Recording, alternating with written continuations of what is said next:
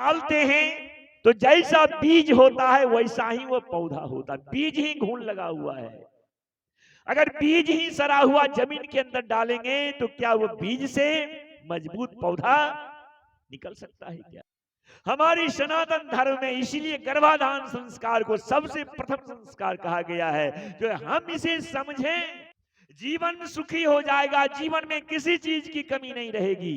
अगर आपका औलाद, गोस्वामी जी ने कहा, पुत्रवती जुवती जग सोई रघुवर भक्त जास सुत होई, वही मां पुत्रवती कहलाती है, वही पिता पुत्रवान है, भगवान का भक्त है, ईश्वर को मानता है, माता पिता का सम्मान करता है, माता पिता का आज्ञा का पालन करता है।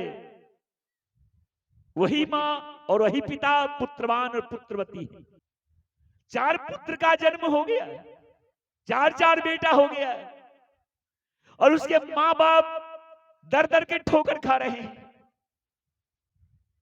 एक मां बाप ने 4 पुत्र को जन्म दे करके पढ़ाया लिखाया जवान किया, सारा उनका देख रेख करके वह योगी बना आज वो लड़का।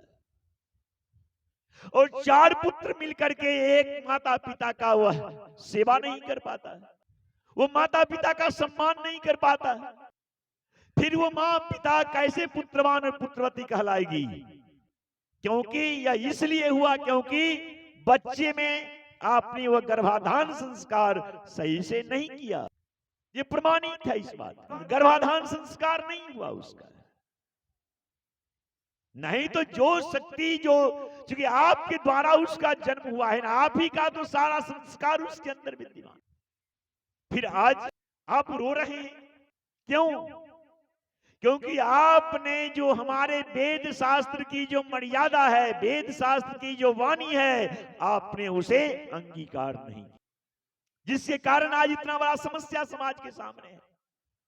4 बेटा और मां बाप दर दर का ठोकर खा रहे हैं। 4 बेटा मां बाप को भोजन नहीं दे पा रहा है, इसलिए नहीं दे पा रहा क्योंकि 4 बेटा है ना, जब चारों देगा तब माता पिता को भोजन मिलेगा, नहीं तो वो नहीं देगा, हम क्यों देंगे? किसी पुत्र में ये संस्कार नहीं है, क्योंकि जब हमारा भी 3 बच्चा है और हम सबका भरण पोषण कर रहे हैं, तो क्या एक माता पिता को मैं अकेले भोजन नहीं करवा सकता, उनका सम्मान नहीं कर सकता, उनकी व्यवस्था नहीं दे सकता? क्योंकि उस बच्ची का संस्कार गर्भाधान संस्कार नहीं हुआ।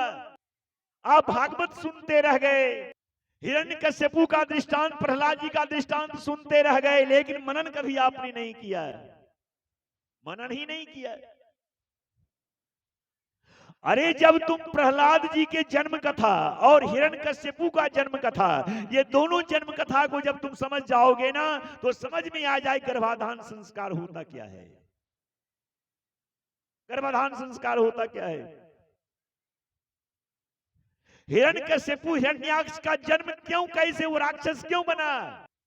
हिरण्यकश्यपु और हिरण्याक्ष बिना कारण कोई कार्य नहीं होता। कश्यप ऋषि के पुत्र ही ना हिरण्याक्ष हिरण्यकश्यपु। कश्यप की पत्नी 2 दिति और अदिति, दिति के पुत्र देवता कहलाए, अदिति के पुत्र राक्षस कहलाए। क्यों राक्षस बन गए? वो जय विजय के दृष्टांत तो अलग है, कहीं मौका मिलेगा तो मैं सुनाऊंगा आपको, लेकिन ये समझना है हमें संस्कार क्या होता है। जब अदिति कश्यप ऋषि अपने पति से संध्या का समय गोधूली वेला में, हर चीज हमारे सनातन धर्म में स्पष्ट रूप से हर समस्या का समाधान दिया गया है, अगर उसे मान लेंगे तो समस्या मेरे सामने आएगा ही नहीं, नहीं मानेंगे पूरा जीवन समस्या में ही बीत। अदिति अपने पति कश्यप ऋषि से गोधूली मेला में समागम करने की आग्रह करती हैं। स्वामी पति से कहती हैं, कश्यप ऋषि बहुत समझाते हैं, लेकिन होनी जब शीश विराजते हैं तब सब अंधे हो जाते हैं। जब होनी प्रबल हो जाता है ना, तो उसे कोई टाल नहीं सकता। इस कथा से हमें ज्ञान क्या मिलता है? कश्यप ऋषि संध्या काल में कश्यप ऋषि समझाते हैं अदिति अनर्थ हो जाएगा, अगर इस समय तुम्हारे गर्भ में बच्चे आ जाएंगे तो बच्चे सारे कुल को नाश कर देंगे, वो दैत्य जन्म लेगा। लाख कश्यप के समझाने के बाद भी अदिति नहीं मानती हैं और कश्यप ऋषि पत्नी के साथ समागम करते हैं संध्या काल का वेला, गोधूली वेला में। और उस समय जो गर्भ में गर्भाधान होता है और समय में बिना विचार किए हुए सनातन धर्म के विरुद्ध उन्होंने समागम किया, जिसके कारण कुल को नाश करने वाला 2 पुत्र का जन्म हुआ, हिरण्याक्ष और हिरण्यकश्यप। और आगे हिरण्यकश्यपु राक्षस, उसके घर में प्रहलाद जी का जन्म हो जाता है। हम इतना भगवान की पूजा करते हैं, मंत्र जप करते हैं, व्रत करते हैं, आरती करते हैं, घंटी बजाते हैं, क्या क्या नहीं करते हैं भगवान के मंत्र। शादी के 2 साल तक अगर पुत्र गर्भ में नहीं आता है तो कितने मंदिर कितने बाबा के चक्कर लगाते हैं कि बस एक पुत्र हो जाता। बाबा 2 साल शादी का हो, और जब पुत्र जब घर में आता है तो माता पिता का शत्रु बन करके जाता है। इतना पूजा पाठ,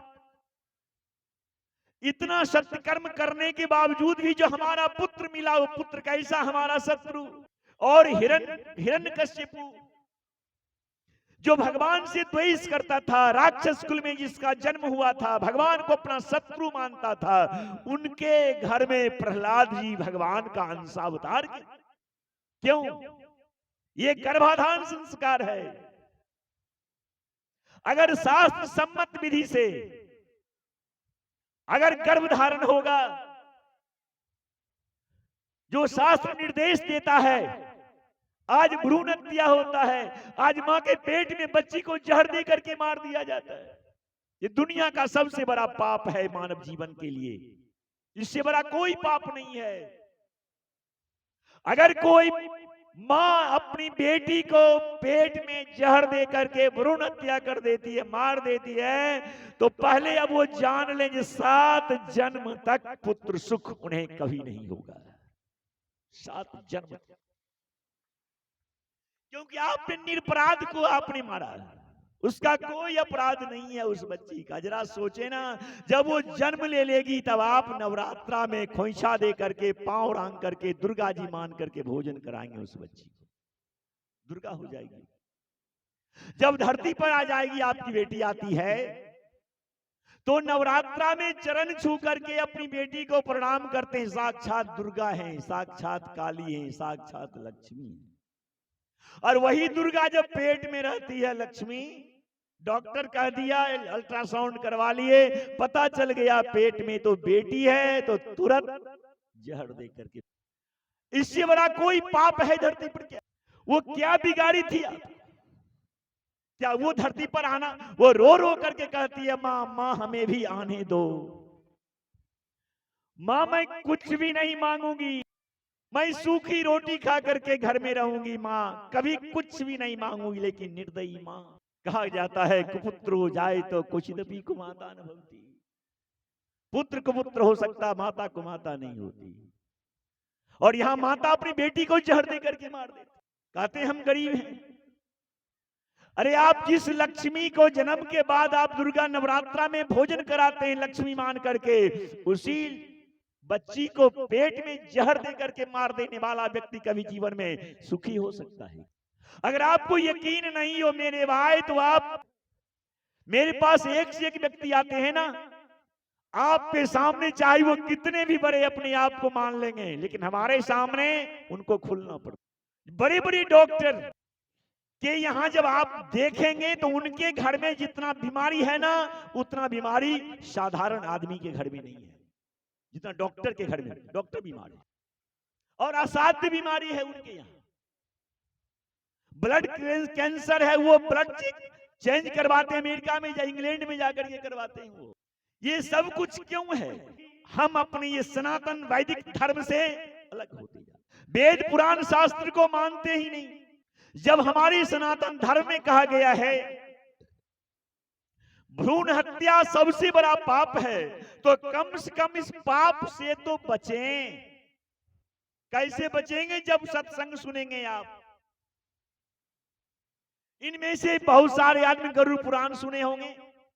जब पिताजी माताजी का देहांत होता है तो पंडित जी आते हैं गरुड़ पुराण कहने के लिए, गरुड़ पुराण सुनते हैं। उस गरुड़ पुराण में सब कुछ बताया गया है। अगर आप सही में बेटी को जन्म देना नहीं चाहते हैं तो किस महीना में, किस तिथि के दिन, किस समय, कौन सी भोजन खा करके अगर हम पति पत्नी समागम करते हैं तो उस दिन अगर गर्भ रह जाता है तो उस दिन के गर्भ से पुत्र का जन्म होगा, और किस तिथि के समागम से पुत्री का जन्म होगा। अरे पुत्री को जन्म अगर आप नहीं भी देना चाहते हैं तो ऐसा तिथि में करें जिस तिथि में पुत्री मां के पेट में जाए ही नहीं। भ्रूण हत्या का पाप तो बच जाएगा। लेकिन ये ज्ञान कब मिलेगा आपको? जब गरुड़ पुराण सुनेंगे आप, तब तो मिलेगा। ये तो गरुड़ पुराण की बात है ना। आप गरुड़ पुराण सुनेंगे ही नहीं तो भ्रूण हत्या का दोष आपके माथे पर तो लगेगा ही लगेगा। हिरण्यकश्यपु के यहां भगवान ने अवतार लिया, वैसे व्यक्ति के घर में भगवान ने अवतार लिया जो व्यक्ति भगवान से द्वेष करता था, भगवान को अपने भाई का हत्यारा मानता था, उसके घर में प्रहलाद जी के रूप में भगवान ने अवतार। और हम भगवान के मंदिर में जाते हैं, सर झुकाते हैं, आरती करते हैं, प्रसाद लेते हैं, फूल बेलपत्र चढ़ाते हैं, सब कुछ करते हैं, फिर भी हमारा बेटा नालायक। क्या ये सोचने वाली बात नहीं है क्या? एक राक्षस के यहां भगवान अवतार ले लिए और हम भगवान को इतना मानते हैं, पूजा करते हैं, आस्तिक हैं, भगवान हमारे इष्ट हैं, सर्वस्व हैं, समर्पित रहते हैं भगवान के प्रति, फिर भी आपका बेटा नालायक। क्या इस कारण को खोजा नहीं जा सकता? मेरा वेदांत कहता है अगर एक राक्षस के घर में प्रहलाद जी भगवान के रूप में अवतार उनका हो सकता है तो हमारे घर में भी भगवान अवतार ले सकते हैं पुत्र के रूप में।